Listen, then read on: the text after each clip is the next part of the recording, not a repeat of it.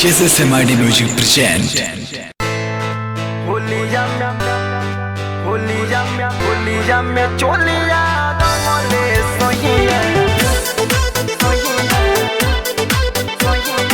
होलिया में चोलिया दंगले सोहिया Music by Anand Rao. Recording by SSMID Music Lakshmipur.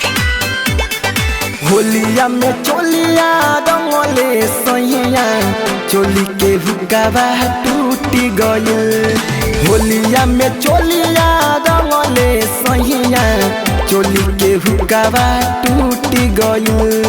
लहंगा के नीचे मोदा लहंगा के नीचे मोदा लसद फसद हो गइल होलिया में चोलिया दंगले सोहिया चोली के हुक्का टूटी गइल होलिया में चोलिया दंगले सोहिया चोली के हुक्का टूटी गइल होलिया में चोलिया दंगले सोहिया होलिया में चोलिया दंगले सोहिया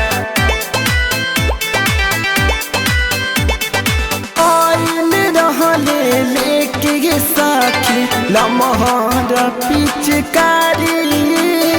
केतनो मनवाली बाकी नहीं बुझल है मोरा लाचारी बुझल है मोरा लाचारी बुझल है मोरा लाचारी आइल रहले लेके साथी लमहर पिचकारी केतनो मनवाली बाकी नहीं बुझल है मोरा लाचारी बुझल है मोरा लाचारी बुझल है मोरा लाचारी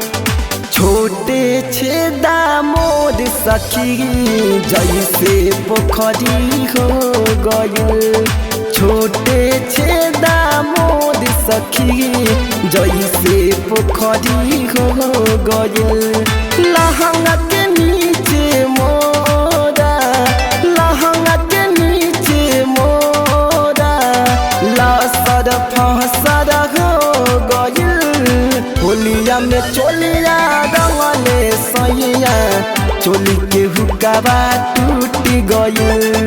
होलिया में चोलिया दंगले सोहिया चोली के हुक्का टूटी गइल होलिया में चोलिया दंगले सोहिया होलिया में चोलिया दंगले सोहिया जो बना दंगले सैया हमर दंगले पूरा बदनवा जगह पे रंगवा डाल के सैया बुझल है बावे खेलावना बुझल है बावे खेलावना बुझल है बावे खेलावना जो बना दंगले सैया हमर दंगले पूरा बदनवा जगह पे रंगवा डाल के सैया बुझल है बावे खेलावना बुझल है बावे खेलावना बुझल है बावे खेलावना